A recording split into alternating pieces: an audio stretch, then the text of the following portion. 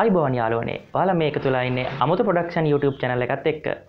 ඉතින් අද ඉඳන් අපි තීරණය කරා ඔයාලට ෆෝන් රිව්යු අරන් එන්න.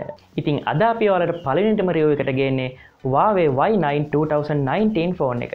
ඔයාලා දන්නවා ජනවාරි මාසේ තමයි ඒකේ launch event එක තිබ්බේ. ඉතින් පළවෙනිටම කියන්න ඕනේ මම මේ විදිහට ඔයාලට ෆෝන් රිව්යු කරන්නේ මගේ අතේ ෆෝන් එක තියාගෙන නෙවෙයි. ඒ හින්දා මම මගේ එක්ස්පීරියන්ස් එක ඔයාලට share කරන්න යන්නේ නැහැ. ඒ වුණාට ෆෝන් එකේ තියෙන ඔප්ෂන්, ෆෝන් එකේ ප්‍රයිස් එක, ඒ වගේ දේවල් තමයි මම ඔයාලත් එක්ක ෂෙයා කරගන්නේ. එහෙනම් අපි අද බලමු Huawei Y9 අලුත් ෆෝන් එක කොහොමද කියලා. ඉතින් මුලින්ම කියන්න ඕනේ ඔයාලට මේක mid range ෆෝන් එකක්. mid range උනාට high end ෆෝන් එක තියෙන ගොඩක් features මේකේ තියෙනවා. හරි, අපි එහෙනම් මේකේ මුලින්ම display එක ගැන කතා කරමු. මේකේ display එක ගැන කිව්වොත් අඟල් 6.5ක IPS LCD display එකක් තමයි මේකට තියෙන්නේ. ඉතින් ගේම් සෙල්ලම් කරන ඔයාලට එහෙම ෆිල්ම් බලන ඔයාලට ගොඩක් හොඳ එක්ස්පීරියන්ස් එකක් මේ IPS ඩිස්ප්ලේ එකකින් ගන්න පුළුවන්. ඊළඟට අපි ෆෝන් එකේ පහළ කෙළවර ගැන කතා කරමු. මුලින්ම ඔයාලට පේනවා 3.5mm හෙඩ්ෆෝන් පෝට් එක. ඒ වගේම ඊළඟට තියෙනවා charging port එක. ඊළඟට තියෙනවා main microphone එක සහ main speaker එක.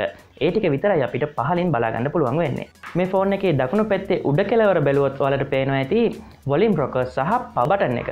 ඒ වගේම වම් පැත්තේ ඔයාලට පේනවා SIM tray එක. අපිට ෆෝන් එකේ උඩින් බලාගන්න පුළුවන් වෙන්නේ noise cancellation microphone එක විතරයි. මේකේ operating system එක ගැන කතා කරොත් මේකේ තියෙන්නේ Android 8.1 Oreo version එක. ඔයාලා දන්නවා Huawei සමාගම එයාලගේම operating system එකක් customize කරනවා. ඒ හින්දා මේකේ තියෙන්නේ EMUI 8.2 version එක. මේ ෆෝන් එක Kirin 7010 chipset එකත් එක්ක octa-core processor එකකින් තමයි බලගන්න වෙලා තියෙන්නේ. ඉතින් ඒක හින්දා ඔයාලට කිසිම අවස්ථාවක lag වීමක් නම් බලා ගන්න වෙන්නෙම නැහැ. ඉතින් දැන් කියන්නේ ෆෝන් එකෙන් ගේම් ගහන්න බලාගෙන ඉන්න ඔයාලට වැදගත් වෙන දෙයක් ගැන. මේ ෆෝන් එකේ GPU එක ගැන කතා කරොත් Mali G51 කියන ප්‍රබල GPU එක තමයි මේකේ තියෙන්නේ. ඒ හින්දා ඔයාලට දැනට තියෙන ඕනම ලොකු ගේම් එකක් වුණත් මේකේ කිසිම ලැග් වීමකින් තොරව රන් කරගන්න පුළුවන්. මේකේ ඔයාලට ප්‍රධාන වශයෙන් version දෙකකින් වෙළඳපොලෙන් ගන්න පුළුවන්. එකක් තමයි 128GB internal memory එකක් එක්ක 6GB RAM එකකින්. අනිත් එක 64GB internal memory එකක් එක්ක 4GB RAM එකකිනුත් ඔයාලට ගන්න පුළුවන්. හරි, අපි දැන් බලමු ෆෝන් එකේ back side එක ගැන. මුලින්ම ඔයාලට පේනවා dual camera setup එක. මේකේ එක කැමරාවක් තියෙනවා 16 megapixel 2.0 aperture එකක් එක්ක එන කැමරා එකක්. ඒ වගේම අනිත් කැමරා එක 2 megapixel 2.4 aperture එකක් එක්ක එන depth sensor එකක් තියෙන කැමරා එක. ඒකෙන් තමයි ඔයාලට background එක blur කරලා හොඳට ෆොටෝ ගැනීමේ හැකියාවක් තියෙන්නේ. ඉතින් කැමරාවට පහලින් ඔයාලට තියෙනවා LED flash light එක. ඒ වගේම ෆෝන් එකේ සෙන්ටර් එකට වෙන්න ඔයාලට බලා ගන්න පුළුවන් fingerprint sensor එක. හරි, අපි දැන් කතා කරමු මේකේ selfie කැමරා එක ගැන. ඔයාලට පේනවා selfie කැමරා එකක් dual camera setup එකක් තමයි තියෙන්නේ. ඉතින් ඒ හින්දා අනිවාර්යයෙන්ම මේ selfie කැමරා එකනොත් background blur කරන option එක ඔයාලට දාන්න පුළුවන්. මේකේ එක කැමරා එකක් එනවා 13 megapixel 1.8 aperture එකක් එක්ක.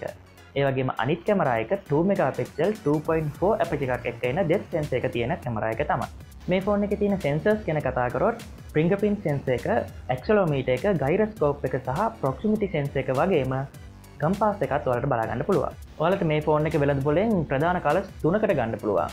ඒ තමයි midnight black, sapphire blue සහ aurora purple කියන කලර්ස් තුනෙන් ඔයාලට ගන්න පුළුවන්. ඉතින් මං හිතනවා මේ ෆෝන් එක ගැන කතා කරන්න ඕනේ හැමදේම ඉතාමත් සරලව මේ වෙනකොට කතා කරා කියලා. ඉතින් මේ වීඩියෝ එක කාට හරි වැදගත් වෙයි කියලා හිතනවා නම් අනිවාර්යෙන් share කරන්න. ඒ වගේම like එකක් දාන්නත් අමතක කරන්න එපා. ඒ වගේම ඔයාලා තාමත් මගේ YouTube channel එක subscribe කරලා නැත්නම් පාත තියෙනවා රතු පාටින් subscribe කියලා බටන් එකක්. ඒ බටන් එක click කරලා subscribe වෙන්නත් අමතක කරන්න එපා. එහෙනම් මේ වගේම තවත් හොඳ වීඩියෝ එකකින් ළඟදීම හමු වෙමු.